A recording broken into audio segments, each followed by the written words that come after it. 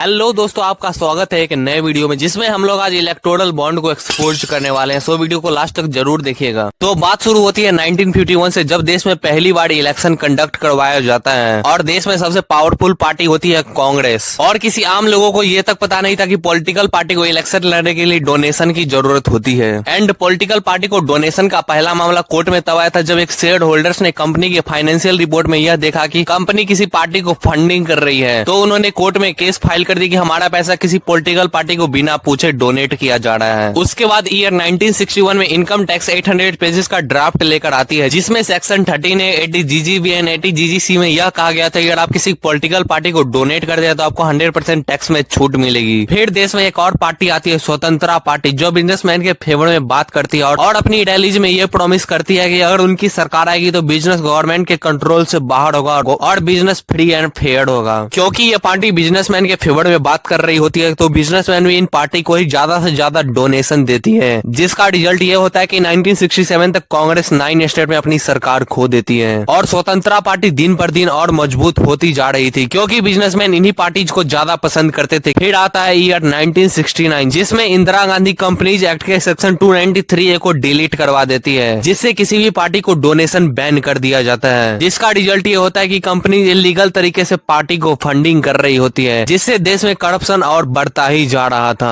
Companies parties को cash में transfer करने लगती है। एंड 1985 में राजीव गांधी कंपनीज एक्ट को दोबारा इंट्रोड्यूस करती है, बट कुछ कंडीशन के साथ। एंड कंडीशन ये होता है कि कंपनीज अपने प्रॉफिट का 5% से ज्यादा डोनेट नहीं कर सकती। एंड डोनेट करने के बाद कंपनीज को अपने एनुअल रिपोर्ट में शो करना होगा कि कंपनीज ने कितना डोनेट करा। एंड फाइनली 2017 में finance minister Arun Jaitley electoral bond introduce करते हैं, जिसमें कैश ट्रांसफर की लिमिट को डिक्रीज करके 2000 कर दिया गया था। और अगर आपको डोनेशन देनी है तो SBI के ब्रांच में जाओ और इलेक्टोरल बॉन्ड खरीद के किसी भी पॉलिटिकल पार्टी को डोनेशन दे सकते हो और पॉलिटिकल पार्टी उन्हें 15 दिन के अंदर उस बॉन्ड को रुपये में कन्वर्ट करा सकती है। बट इस बॉन्ड में फॉल्ट यह देखने को मिला कि सरकार ने इस बिल में कहा था कि बॉन्ड देने वाले का नाम सीक्रेट रखा जाएगा। बट क्योंकि SBI तो सेंट्रल गवर्नमेंट के अंदर वर्क करती है, सो गवर्नमेंट को तो सब पता होगा कि किस कंपनी ने कितना डोनेट करा, बट अपोजिशन को इसका कुछ पता नहीं होगा, जिससे गवर्नमेंट उन कंपनीज पर ED CBI का रेड करवा सकती है जो कंपनी ने डोनेट नहीं कर रही है। और इसलिए इलेक्टोरल बॉन्ड को स्कैम कहा जा रहा है।